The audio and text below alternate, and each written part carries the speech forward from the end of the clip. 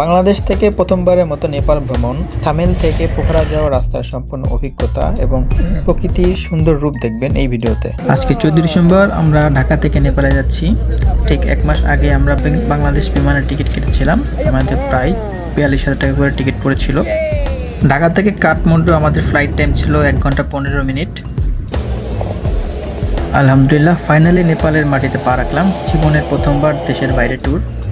আর ইমিগ্রেশনটাও খুবই স্মুথ ছিল, কোনো হয়রানি হয়নি। পাসপোর্টটা নিয়েই তারা ভিসাটা দিয়ে ছেড়ে দিয়েছে। বাংলাদেশ থেকে আমরা 5 জন এবং ইন্ডিয়া থেকে আরও 2 জন এসেছে। সবাই আমরা একসাথে হয়ে আজকে থামেলে যাব এবং রাত্রে থামেলেই থাকবো। আমরা এসেছি নেপাল, এখন একটা হোটেলে উঠছি ফার্স্ট।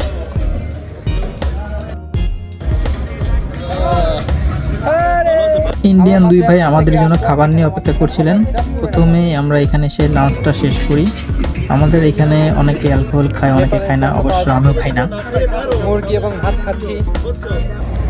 এয়ারপোর্ট থেকে নেমে আমরা এখানে লাঞ্চ সারলাম। এখন আমরা কাঠমান্ডু এয়ারপোর্ট থেকে থামেলের উদ্দেশ্যে যাচ্ছি। এখানে একটা গাড়ি ভাড়া নিয়েছি, সবাই গ্রুপ। কাঠমান্ডুর ব্যস্ত শহর দেখতে দেখতে আমরা থামেলের দিকে যাচ্ছি। আজকে রাত্রে আমরা থামেলে থেকে আগামীকাল সকালে পোখরার উদ্দেশ্যে রওনা দিব। হোটেল শ্রী সুতে আমরা রুম নিয়েছি 2টা। আমাদের পার নাইট 2টার রুম 6,500 টাকা পড়েছে। এখন আমরা একটু বাইরে যাচ্ছি চাটা খেতে। হোটেল থেকে ফ্রেশ হয়ে বের হয়ে আমরা থামেলের রাস্তায় একটু ঘোরাফেরা করি। ফার্স্ট টাইম অন্য একটি দেশের নতুন একটি শহরে হাঁটাচলা করছি। পাশে একটি রেস্টুরেন্ট ছিল, সেখান থেকে আমরা নেপালি মোমো এবং চা, ফুচকা এগুলো অর্ডার করে টেস্ট করতে থাকি। ভেজ মোমো ও চিকেন মোমোর মধ্যে আমার কাছে চিকেন মোমোটাই ভালো লাগে, তবে তাদের সসটা ভালো লাগে না। ফুচকাটাও ভালো লাগেনি, তবে তাদের চাগুলো ভালো লেগেছিল। নেপালের চাগুলো দেখতে অনেক ফ্রেশ মনে হয় এবং খেতে অনেক ফ্রেশ লাগে। রাস্তার পাশে একটি দোকানে অনেক ভিড় দেখে আমরা যাই। সেখানে একটি খাবার বিক্রি হচ্ছিল, তার নাম ছিল আন্ডা বড়া। তবে এটা স্বাদ খুবই খারাপ ছিল, মানে খুবই নোনতা ছিল। খাওয়া শেষ করে আমরা আবার থামেলের চারপাশটার আশেপাশে ঘুরে ফিরে দেখছিলাম।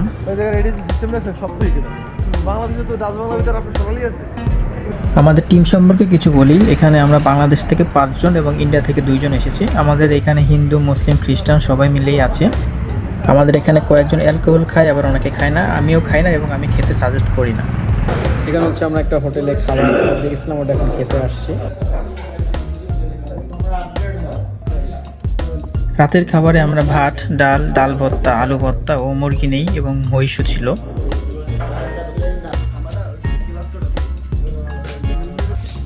সকালে ঘুম থেকে উঠলাম, আমরা এখন বাইরে যাব একটু চা খেতে।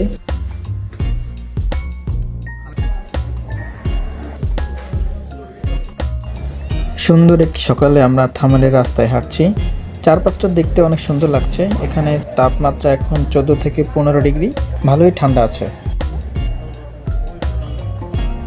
এক জোড়া স্লিপার কিনে এখান থেকে 900 নেপালি রুপি পড়ে। সকালবেলা তাই এখানে অনেক ট্রাফিক ছিল। আমরা চায়ের দোকান খুঁজে পেয়েছি একটা।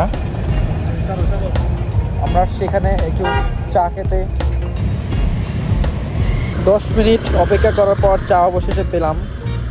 এখন আমরা নাস্তা করতে যাব। এখানে একটা বাঙালি রেস্টুরেন্ট আছে, সেখানে যাচ্ছি আমরা। যাওয়ার সময় আমরা কিছু ফ্রুট কিনে নিই। এটা হচ্ছে ইয়াসিন হোটেল, বাংলাদেশের মানুষ আছে এখানে। এখানে গতকালকে রাত্রে আমরা ডিনার করেছিলাম, আজকে এখানে ব্রেকফাস্ট করব। আমরা হচ্ছে সকালে এখানে ডিম খিচুড়ি খাচ্ছি।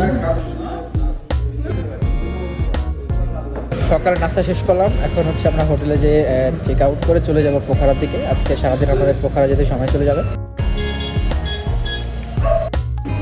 আমাদের চেক আউট হয়ে গেছে, এখন আমরা পোখরার উদ্দেশ্যে বের হবো। Hello, subscribe to my channel, bro. How are you? I'm good. What about you? মুয়ের সামনে ধরতে কে মোড়টা লাগে? Subscribe to my channel, bro. Subscribe to my channel. এই বলেন subscribe. Hey, bro. How are you? Thank you আমার ছাদা। Hello, bro. Yo. Are you serious? মুকিকুম। ঘড়ির কাঁটায় একটা বাসে চলেছে। আমরা গাড়ির জন্য অপেক্ষা করছি। হোটেল থেকেই আমাদেরকে গাড়িটা ম্যানেজ করে দিয়েছিল। থামেল থেকে আমাদের চেক আউট করে এখন হচ্ছে আমরা পোখারা যাব। আমরা একটা জিপ রিজার্ভ করে নিয়েছি, গাড়িটা আমাদেরকে পিক আপ করে চলে এসেছে। ভাড়া 16,000 নেপালি নিয়েছে। থামেল শহর থেকে আমরা বের হয়ে যাচ্ছি।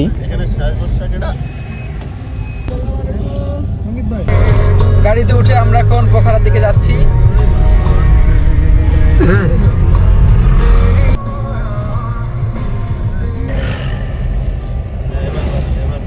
আঁকাবাঁকা পথ ধরে আমরা নিচ থেকে উপরের দিকে উঠছি। থামেল শহরটি নিচের দিকে অবস্থিত এবং আমরা এখন পাহাড়ের উপর দিকে যাচ্ছি।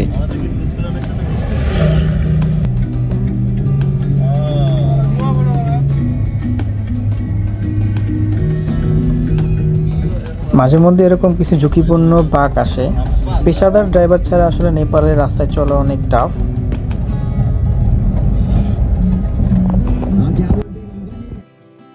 এখানে আমরা একটু যাত্রা বিরতি দিয়েছি অনেকক্ষণ চলার পর।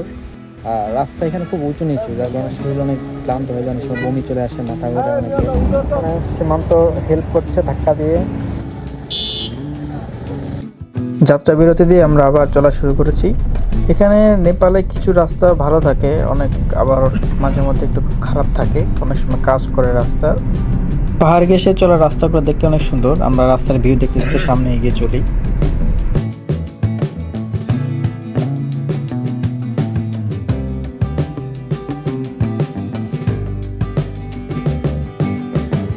রাস্তার কাজ চলছে এখানে, খুবই টাফ, একদম পড়ে গিয়েছে।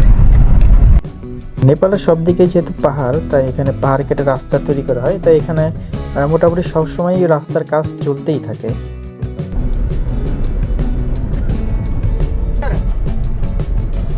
এক পাশে পাহাড় এবং আরেক পাশে পাথরের মধ্য দিয়ে বয়ে যাওয়া নদী, দেখতে খুবই সুন্দর লাগছিল। বিকেলের সূর্যের আলো পাহাড় ঘেঁষে নদীর ওপারে পড়ছিল, প্রকৃতির এক অপরূপ সৌন্দর্য।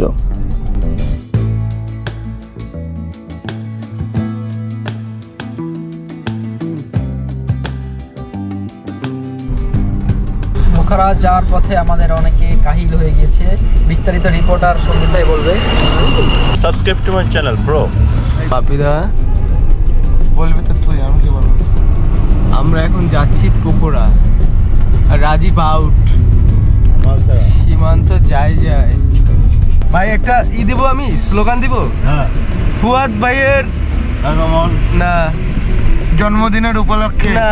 কালকে তো কালকে হচ্ছে সীমান্ত ভাইয়ের জন্ম। ফুয়াদ, আমরা এক জায়গায় থেমেছি এখানে মাছ খাওয়ার জন্যে। পাহাড় ও নদীর পাশ দিয়ে এই জায়গাটা বয়ে গেছে। এখানে সারি সারি আরো অনেক মাছের দোকান, ফল ফলাদির দোকান রয়েছে এখানে। এই দোকানে আমরা কিছু মাছ ফ্রাই অর্ডার করেছি। আমরা যে হোটেলে খাবার খেতে এসেছি তার পাশ দিয়েই নদীটা বয়ে গেছে। আমরা নিচ থেকে অনেক উঁচুতে আছি, বাট যখন আমরা হোটেলে ঢুকেছিলাম মনে হচ্ছিল আমরা গ্রাউন্ড ফ্লোরে। আমাদের খাবার রেডি হচ্ছে, ততক্ষণে আমরা এই অপরূপ সুন্দর প্লেসের আশেপাশের ভিউগুলো দেখে আসি।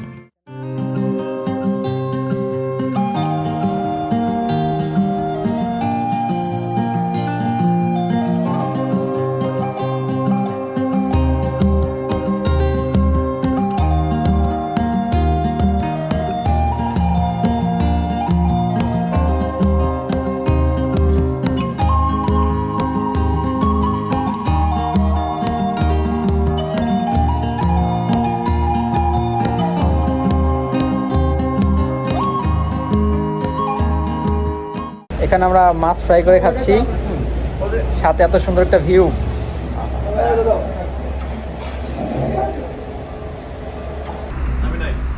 আমরা এখানে চিংড়ি মাছ ফ্রাই আর একটা ছোট মাছ ছিল পুঁটি মাছের মতো, সেটা ফ্রাই।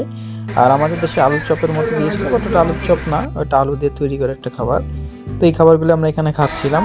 আমাদের ড্রাইভার ভাইকে ডাক দিলাম, উনি খেতে চাচ্ছিল না, ওনার গলায় ব্যথা এই কারণে।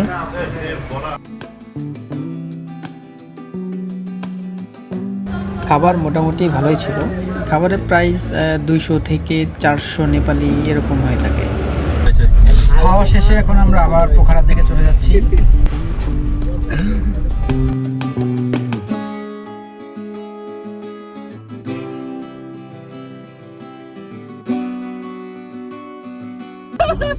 রাস্তা খারাপের জন্য এখানে গাড়িটা আবার কিছুক্ষণ ধীর গতিতে চলে। বিকেলের রোদের আলো দূর পাহাড়ে প্রতিফলিত হয়ে জানান দিচ্ছে সন্ধ্যা ঘনিয়ে আসছে।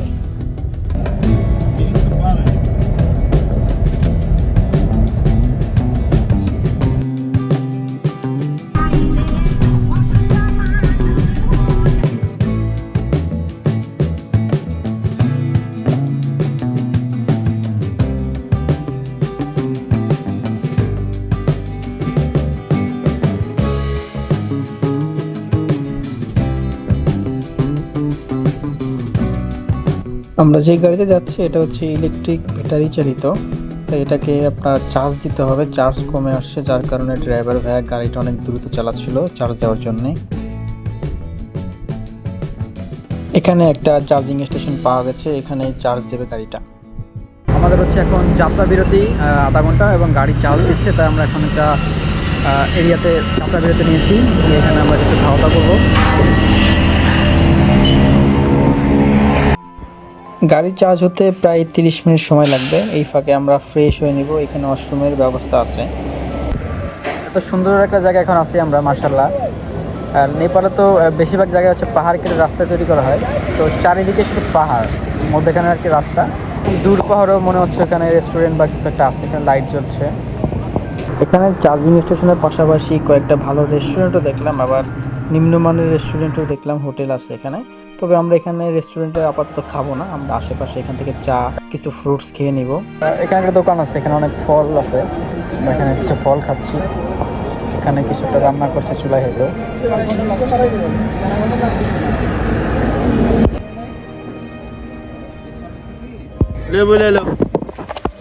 Thank you. নেপালে কমলার চাষ হয় অনেক, তাই কোথাও কোনো কিছু পাওয়া না গেলেও কমলা মাস্ট পাওয়া যাবেই। এখানকার পাহাড়ি আনারস খাবো। এতক্ষণ আমরা মালটা খেয়েছিলাম, এখানে এখন আমরা চা ট্রাই করছি। চাটা মোটামুটি ভালোই ছিল। আমাদের গাড়ির চার্জও হয়ে গেছে, এখন আমরা আবার পোখারার দিকে রওনা দিব। ব্রেক নেওয়ার পর গাড়ি ফুল চার্জের পর এখন আমরা আবার পোখরা দিকে যাচ্ছি। এবার অনেক রাত হয়ে গেছে। চারপাশটা খুবই অন্ধকার, গাড়ির আলো দিয়ে এখানে চলতে হচ্ছে। মাঝে মধ্যে কিছু জায়গায় লাইট থাকে, তবে বেশিরভাগ জায়গায় লাইট থাকে না।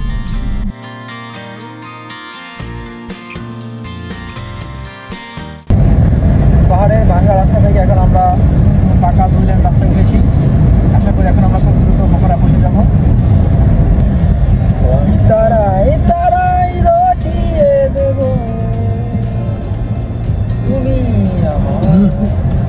বাংলা গানের সাথে আমরা রাস্তার এই পাকগুলো এনজয় করছিলাম। ড্রাইভার ভাই খুব সুন্দরভাবে পাকাগুলো মোড় নিচ্ছিল।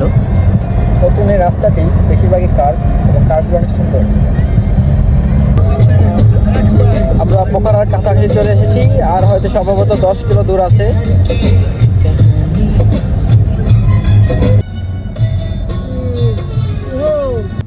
এখন সময় 8:10 PM, আমরা পোখরা এসে পৌঁছেছি। ফাইনালি আমরা চলে এসেছি পোখরা। লেকের পাশে মেন রোডে মহারাজা নামে একটি হোটেল রয়েছে, এটা অনেক ভালো সার্ভিস। তো আমরা এখানেই উঠি। হোটেল বুকিংয়ের জন্য সবার পাসপোর্ট জমা দিতে হয়। হোটেলের নিচে এখানে ক্যাসিনোও আছে একটা। রিসেপশনটা অনেক সুন্দর, এখানে ক্রিসমাসের প্রিপারেশন চলছে। 4th তলায় হচ্ছে আমাদের রুম, ডেকোরেশনটা জোস।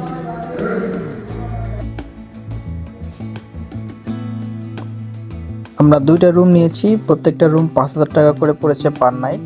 প্রতিটা রুমের সাথেই টাওয়েল এবং কেটলি, চা, সুগার সবকিছুই দেওয়া আছে। এটা হচ্ছে ওয়াশরুম, ওয়াশরুমটা অনেক বড়। থামেল থেকে আমরা পোখারাতে আসতে অলমোস্ট আমাদের 9 ঘন্টা সময় লেগেছে। আমরা দুপুর 1টার দিকে রওনা দিয়েছিলাম, আর এখন হচ্ছে রাত 9টা বাজে। হোটেল থেকে ফ্রেশ হয়ে আমরা বাইরে বের হয়ে যাই, চারপাশ থেকে একটু ঘোরাঘুরি করি এবং খাবারের হোটেল খুঁজি। সারাদিন তেমন ভালো কিছুই খাওয়া হয়নি। এখানে হচ্ছে আজকে রাতের লাঞ্চ আমরা করবো এখানে। আশেপাশে ভাতের হোটেল তেমন নেই, এটাই আমরা খুঁজে পেয়েছি। এখানে ইন্ডিয়ান এবং হালাল টাইপের ফুড পাওয়া যায়। আমরা বরাবরের মতো ভাত, ডাল, মহিষ, ডিম ভাজি এগুলোই অর্ডার দিই। এছাড়া আসলে অন্য তেমন কোনো খাবার এখানে নেই। 20 মিনিট অপেক্ষা করার পর ফাইনালি আমাদের খাবার এসেছে। ডিনারে আমরা ডিম, রাইস, মাটন অ্যান্ড চিকেন নিয়েছি। এছাড়া এখানে আর কিছু নাই আপাতত। রাতের ডিনার আমরা শেষ করলাম। এখানে খাবারের আসলে অনেক দাম, তো খাবার মোটামুটি ভালো ছিল, খুব আহামরি ভালো না, বিশেষ করে মাটন চিকেন এগুলো। এটাই ছিল আমাদের থামেল থেকে পোখারা আসা যাত্রার ভিডিও। নেক্সট ভিডিওতে থাকছে পোখারায় প্যারাগ্লাইডিং, পোখারা থেকে হেলিকপ্টারে অন্নপূর্ণা বেস ক্যাম্পে যাওয়ার অভিজ্ঞতা এবং পোখারা থেকে আমরা কীভাবে মাস্তাং গিয়েছিলাম এসেছিলাম, সম্পূর্ণ ভিডিওগুলো পরবর্তী ভিডিওতে আসবে। ততক্ষণ পর্যন্ত সবাইকে আল্লাহ হাফেজ, ভালো থাকবেন।